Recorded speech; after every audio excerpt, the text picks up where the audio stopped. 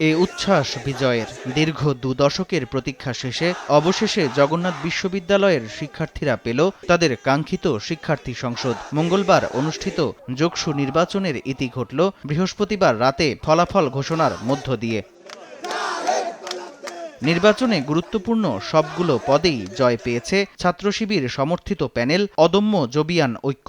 VP পদে বিজয়ী রিয়াজুল ইসলাম পেয়েছেন ৫,৫৫৮ ভোট। নিকটতম প্রতিদ্বন্দ্বী ছাত্রদল ও ছাত্র অধিকার পরিষদ সমর্থিত প্যানেলের একেএম রাকিব পেয়েছেন ৪,৬৮৮ ভোট। জিএস পদে জয়ী আব্দুল আলিম আরিফ পেয়েছেন ৫,৪৭৫ ভোট। নিকটতম প্রার্থী খাদিজাতুল কুবরা পেয়েছেন ২,০২৩ ভোট। এজিএস পদে জয়ী মাসুদ রানা পেয়েছেন ৫,০২০ ভোট। নিকটতম প্রতিদ্বন্দ্বী আতিকুল ইসলাম তানজিল পান ৪,০২২ ভোট।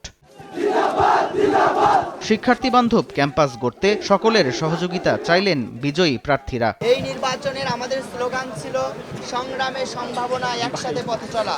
আমরা অতীত সংগ্রামে আপনাদের সবাইকে নিয়ে যেভাবে একসাথে পথে চলেছি, ভবিষ্যতে আমাদের সম্ভাবনাময় দিনগুলোতে আমরা একসাথে পথ চলতে চাই এবং আপনাদের সকলের সহযোগিতা কামনা করছি। আমাদের যত রকমের ইশতেহার ছিল সেগুলো নিয়ে আমরা যে কাজ করতে চেয়েছি সেগুলো প্রত্যেকটা আমরা পুঙ্খানুপুঙ্খভাবে আদায় করব এবং কাজ করে দিব আপনাদের জন্য ইনশাআল্লাহ।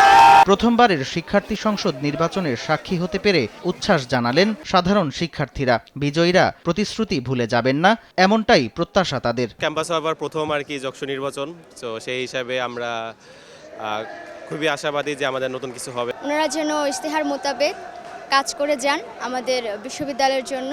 দ্বিতীয় ক্যাম্পাসের কাজটা সম্পূর্ণ করাবেন। নতুন বিপিজিএস এর কাছে আমাদের প্রথম প্রত্যাশা হলো জগন্নাথের শিক্ষার্থীদের কোনো হল নেই, তাদের থাকার কোনো জায়গা নেই, তাদের যাযাবর জীবনটার অবসান ঘটানো। গুরুত্বপূর্ণ 3টি পদ সহ 21 পদের 16টি পদে জয় পেয়েছে ছাত্র শিবির সমর্থিত প্যানেল। 3টি সম্পাদকীয় পদ ও 1টি সদস্য পদে জয় পেয়েছে ছাত্রদল। একমাত্র ছাত্রী হল সংসদেও জয় পেয়েছে ইসলামী ছাত্রী সংস্থা।